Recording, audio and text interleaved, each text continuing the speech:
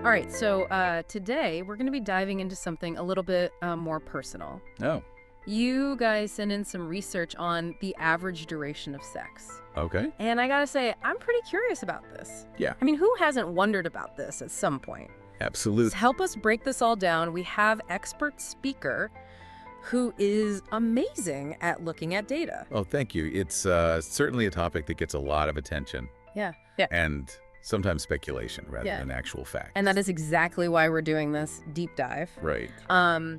One of the first things that stood out to me in the research that you guys sent in was this idea that the average duration of penetrative sex, according to a lot of studies, is only like 5.4 to 5.7 minutes. Okay. What do you think about that?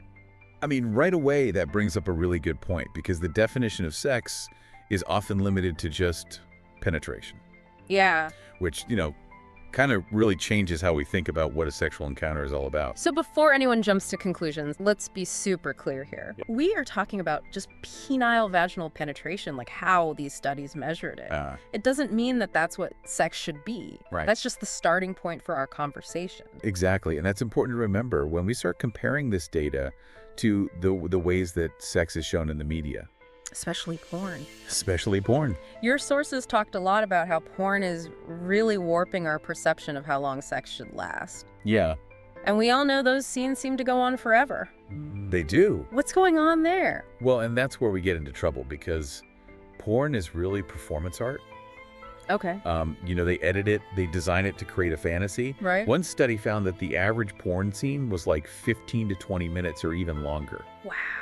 That's more than 3 times longer than those real-life studies show. Yeah. So Yeah. triple, I can see how that could lead to some performance anxiety. Absolutely. And maybe some unrealistic expectations. Yeah. Do you think the easy access to porn and this kind of distorted portrayal of time that it gives is feeding into our collective anxieties about sexual performance? I think it's definitely something to think about because our brains tend to overemphasize the things that we see the most often. Psychologists call this the availability heuristic. Interesting. So if your main exposure to sex is through porn, where duration is like massively inflated, Yeah. it's natural for your idea of what's normal to be skewed. Right. Yeah. That's fascinating. So it's not just about the content itself, but how that content, especially if it's unrealistic, really shapes our understanding of what normal is. Uh-huh. Makes you wonder if there's a bigger conversation to be had about media literacy Totally. and being able to critically analyze the media we're consuming. Yeah, being able to recognize the biases and limitations Yeah. in the media is super important for forming a healthy perspective on anything, really, On anything. especially sex. Okay, so we've established that porn is a terrible benchmark. This whole longer is better narrative is a little misleading. Yeah. But before we dive deeper into those anxieties about performance, let's add another layer to this. Okay. One of your sources highlighted how the average duration actually varies across the globe. It does. What do you make of that? Well, yeah, these geographic variations add another dimension Yeah, to this conversation. totally. For instance, one study said that in Turkey, the average was 4.4 minutes, which is on the shorter side. Wow. And then in the UK, it was the longest at around 10 minutes. Wow. Now, this is just one study, Yeah. but it raises some interesting questions. It really does make you wonder what's driving those differences. Yeah. Is it cultural, It could be. societal norms, or Right. even just variations in how they did the study? Yeah, and that's what makes it so interesting. You can't just look at these numbers alone. Right. You have to think about the culture, Yeah. the way they did the study, even individual factors within those countries. Right. It just reminds us that human sexuality is complex, and there are tons of things that influence it. It's like trying to understand a whole culture by looking at like their GDP. Right. It gives you one data point, but it doesn't tell you the whole story. Exactly. And that brings us to another important point. Okay. What about women? Yes. We've talked a lot about the male perspective so far, Right. but what are the experiences and desires of women? One of the sources mentioned a poll of 4,000 women Okay. where the desired average duration was 25 minutes. Wow. But I'm guessing that doesn't just mean penetration. Right. You're totally right. That probably includes foreplay and cuddling and the whole experience. Yeah. And it highlights something that often gets overshadowed. That focusing only on penetration time doesn't give us the full picture of what satisfying sex is. Exactly. It's like judging a book by its cover. Right. We need to broaden our view and consider everything that makes a sexual experience fulfilling. And I think that's the perfect time to bring in some expert opinion. One of the articles that you sent in talked about a study where they asked sex therapists about the ideal duration of sex. Yeah. What stood out to you from that research? What I think is so cool about this study is that it shifts our focus from averages Right. to what therapists think is healthy and satisfying. Okay. They generally agreed that 3 to 7 minutes of penetration was adequate, Okay. and 7 to 13 minutes was desirable. Interesting. Yeah. So that 5.7-minute average we talked about earlier Yeah. falls right in the adequate zone. Right in there. Yeah. Maybe we don't need to freak out. It does give us some perspective, but remember, this is just one piece of the puzzle, Right. and everyone is different. Right. What really matters is that both partners feel good. Feel satisfied. Yeah, and connected. Okay, but what about those who fall outside those ranges? I'm Okay. thinking specifically about the 20 to 40% of men that experience premature ejaculation. Yeah, that's a huge number of people who are probably feeling anxious about not measuring up. Right. Yeah. It's important to acknowledge that this can take a toll on individuals and relationships. Totally. It's not something to ignore. Yeah, And this is where it becomes really important to seek help from professionals. like a therapist. A therapist or even a doctor. Yeah. It's about understanding what causes it and finding ways to manage it. So getting support Yeah, to navigate those challenges. absolutely. I think this brings us to one of the biggest takeaways from this data. Okay. Communication. Yes, I completely agree.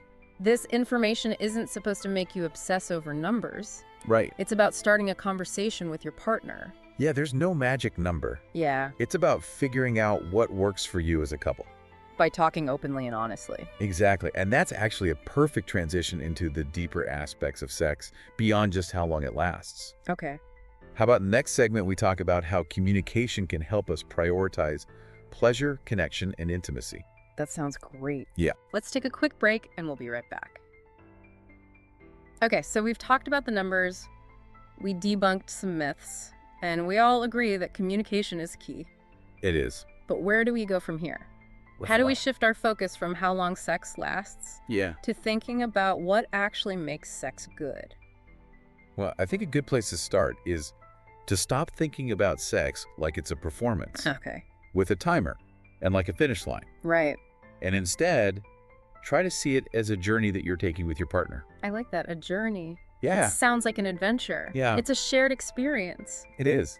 where the destination isn't the only thing that matters. Right. You Yeah. know, You enjoy the process. it's about enjoying the ride together. Exactly. And every journey is different. What feels good for one person Yeah. might not feel good for another. Yeah, And that's totally okay. totally. The most important thing is to talk to each other, experiment, Yeah. and figure out what works for both of you. It always comes back to communication, doesn't it? It does. And it sounds like it's not just about like voicing your preferences. Right. It's also about making sure you both feel comfortable Yeah. being honest with each other. Safe and vulnerable. Yeah. Absolutely. When you feel safe and connected, it's easier to explore new things, to be more adventurous, Yeah. and to really focus on pleasure without feeling judged or self-conscious. And that's when the magic happens, when you let go of those anxieties about performance and how long it lasts. Yeah. And you're just present in the moment, enjoying the pleasure and the connection. It's about embracing the experience, Yeah. not getting caught up in all the pressures and expectations. And it's not just about physical pleasure, No, right? there's an emotional aspect to it too. There is. A feeling of intimacy and closeness Mm. that comes from sharing something so personal. With another person. Exactly. Mm. It's like the difference between reading a technical manual about a flower Oh, and actually going out and experiencing the beauty of the flower. wow. I love that analogy. So how can we help our listeners, and I guess ourselves too, break free from that mindset where we're so focused on numbers? Yeah. How do we start valuing those other aspects of the experience? Well, first, I think we have to acknowledge that those anxieties about duration are real They are. and valid. I mean, we live in a culture that's obsessed with what sex is supposed to be like. Yeah. And it's easy to start thinking that you're not good enough. Right. We're constantly bombarded with messages that bigger, longer, harder is better. Yes, but that's not always true, is it? Not at all. And I think we need to be critical of those messages. Yeah. Question where they're coming from. Where are they coming from? A lot of times it's just marketing companies trying to sell us things, Okay. not real advice about healthy relationships. So how do we combat those messages and start focusing on those other aspects of the experience? You mentioned education and talking openly before. Yeah. But what does that actually look like? Well, one thing you can do is expand your definition of what sex can be. Think beyond penetration. Right. Explore different kinds of touch, kissing, cuddling, even just talking and laughing together. So it's like creating a symphony of sensations. Yeah. You're not just focused on one instrument. Right. You're enjoying the richness and complexity of the whole orchestra. Beautifully put. By doing that, you're taking the pressure off of penetration, Yes. being the only focus. Exactly. And you're opening yourself up to more pleasure. Okay, this reminds me of something else that came up in the research. Okay. The idea of mindfulness. Yeah. How can mindfulness help us enjoy sex more and feel more connected? Mindfulness is all about being present in the moment, Okay. aware of your senses in your body. And when you apply that to sex, it can be amazing. So what does that look like in practice? It could be as simple as paying attention to your breath, noticing how your body feels, how your partner's touch feels on your skin, Right. even the smells and sounds around you. So it's like bringing that same awareness that we try to cultivate in meditation or yoga Yes. to the bedroom. Ex- Tuning in to those subtle nuances. Yeah, and by slowing down and really savoring every sensation, Yeah. you can deepen your experience of pleasure Okay. and become more attuned to your partner. I bet mindfulness is especially helpful for people struggling with performance anxiety. Oh, totally. If you're really focused on the present moment and how you're feeling, Yeah, it's harder to get caught up in those worries and doubts. and you nailed it. Mindfulness helps us quiet those thoughts. Those negative thoughts. Yeah, they can distract us from enjoying the moment. And that applies to all aspects of life, really. Absolutely, including sex. Okay, so mindfulness is definitely a good tip. It is. Any other strategies we should be sharing? Well, I think it's important to remember that communication isn't just a one-time thing. Right. It's something you have to work on continuously. It's like tending a garden. Yes. You can't just plant the seeds Right. and expect them to grow without giving them attention and care. Another perfect analogy. Relationships need that ongoing nurturing. Yes. Regular check-ins, sharing your desires and needs, being open to feedback. Right. These are all important for a healthy connection. And sometimes you might need help from someone outside the relationship. Yeah. If you're having trouble communicating or being intimate, Mm. talking to a therapist can be really helpful. It can be. It's important to remember that there's no shame in seeking help, Yeah. and there's no one right way to approach sex or relationships. Right. What works for one couple Yeah. might not work for another. Right. So the key takeaway is to find what works for you and your partner Yes. through communication exploration Yeah. and being open and honest with each other. Absolutely. It's about creating a sexual experience that feels right for both of you. That feels authentic and fulfilling. Exactly. And remember, this journey is about so much more than just how long it lasts. Yeah. It's about pleasure, Yeah. connection, intimacy, Yeah. and the joy of exploring together. As we wrap up this segment, I want to leave you with a question to think about.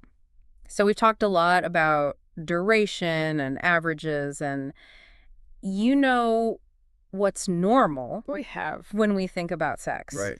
Do you think that focus on numbers affects how we view sex and intimacy more broadly?